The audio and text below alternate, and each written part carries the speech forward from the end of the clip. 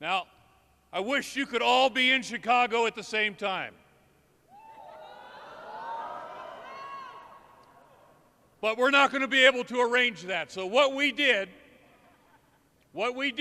this evening is we have brought Chicago to you. So ladies and gentlemen of U.S. Forces Afghanistan, ladies and gentlemen of the International Security Assistance Force, please join me in welcoming the President of the United States of America and our Commander-in-Chief, President Barack Obama.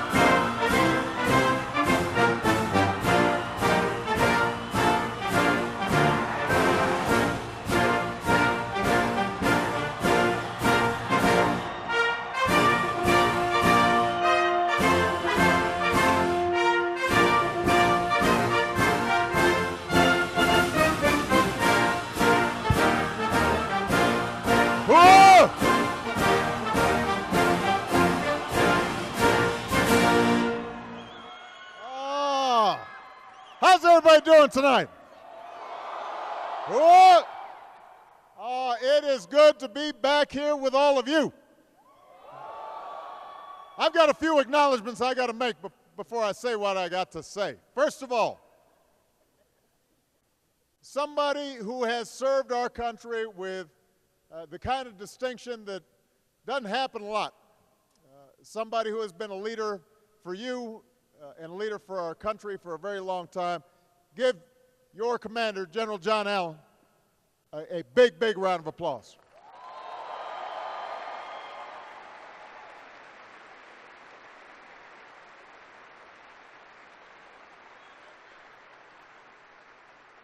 We also have somebody who is John's partner on the civilian side and has made extraordinary sacrifices, first in Iraq, now in Afghanistan.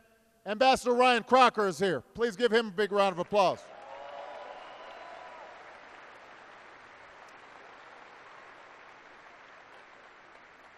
All right. Now, let me just see if I've got this right. We've got the 1st Infantry Division in the house. We got the 455th Air Expeditionary Wing. We've got the Task Force Mule Skinner.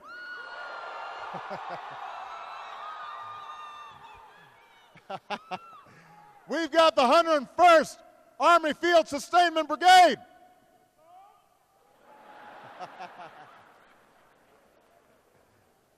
We've got Task Force Paladin in the house. And we've got Task Force Defender in the house. And we've got me in the house.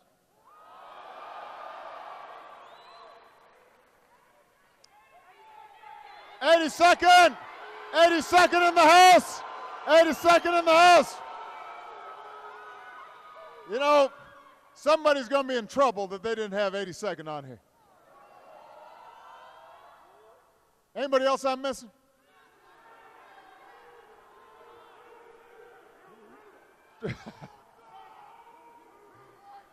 There you go. All right.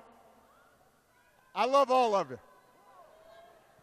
Now listen, I'm not going to give a long speech. I'm going to have the opportunity to address the nation from Bagram just in a little bit. And it's going to be broadcast back home during prime time.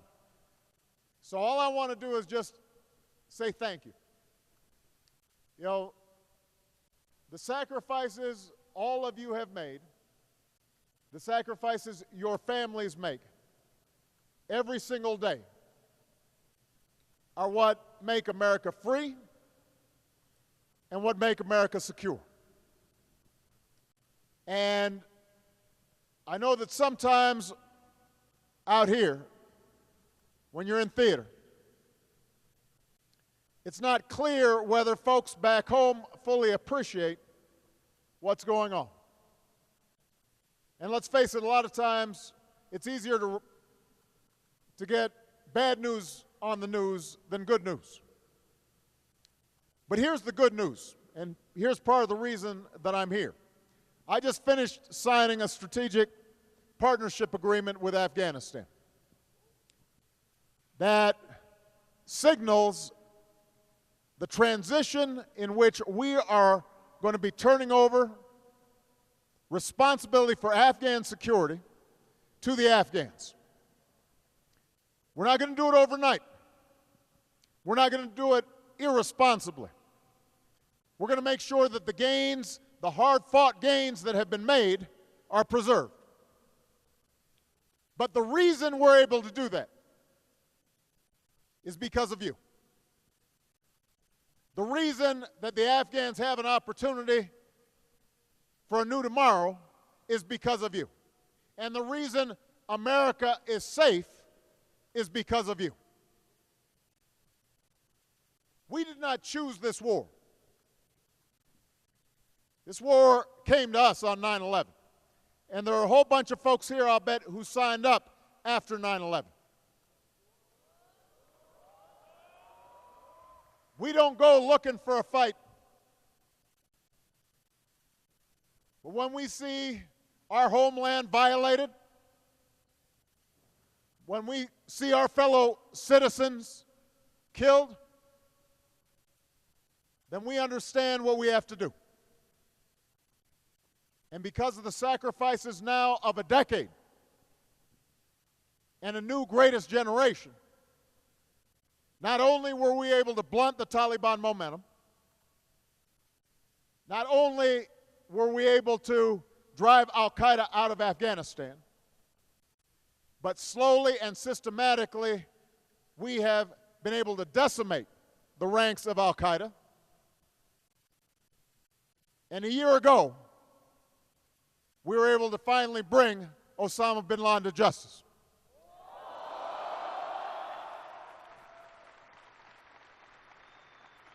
That could have only happened because each and every one of you, in your own way, were doing your jobs. Each and every one of you, without a lot of fanfare, without a lot of fuss, you did your jobs. No matter how small or how big, you were faithful to the oath that you took to protect this nation. And your families did their job, supporting you and loving you and remembering you and being there for you. And so together, you guys represent what is best in America. And you're part of a long line of those who have worn this uniform to make sure that we are free and secure. To make sure that those of us at home have the capacity to live our lives. And when you're missing a birthday, or you're missing a soccer game, or when you're missing an anniversary, and those of us back home are able to enjoy it, it's because of you. And I'm here to tell you, everybody in America knows that. And everybody in America appreciates it. And everybody in America honors it.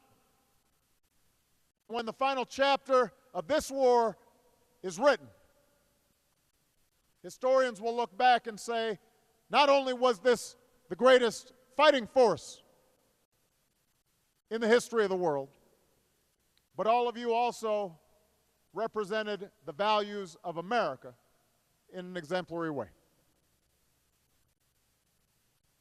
I could not be prouder of you. And I want you to understand, I know it's still tough. I know the battle's not yet over. Some of your buddies are going to get injured. And some of your buddies may get killed. And there's going to be heartbreak and pain and difficulty ahead.